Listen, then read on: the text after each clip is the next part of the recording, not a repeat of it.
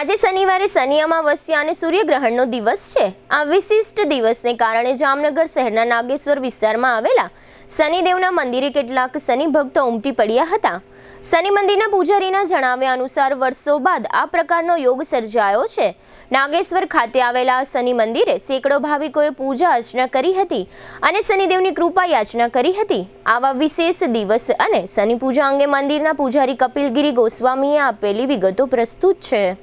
આજે આપણે જાણીએ છીએ કે શનિદેવ અને શનિ અમાવસ્યા એક દુર્લભ યોગ પ્રમાણે આજ શનિવારે આવેલી છે। ઓમ તો દર વર્ષે એકાદ બે શનિ અમાવસ્યા આવે જ છે, પણ આ એક એવો યોગ છે કે જે બહુ લાંબા સમય પછી આવેલો છે। 2000 વર્ષની આપણે ગણતરી કરીએ કે 2000 વર્ષે આવો યોગ આવ્યો છે। સૂર્યગ્રહણ, શનિ અમાવસ્યા અને શનિવાર આ એક સમય આવેલો છે અને આજે બધાની રાશિમાં શનિની પનોતી જે છે એ ઉતરવા પાત્ર છે અને અમુક રાશિમાં શનિની પનોતી ચડવા પાત્ર છે અને અમુક રાશિમાં શનિની પનોતીમાં ફળ બદલે છે।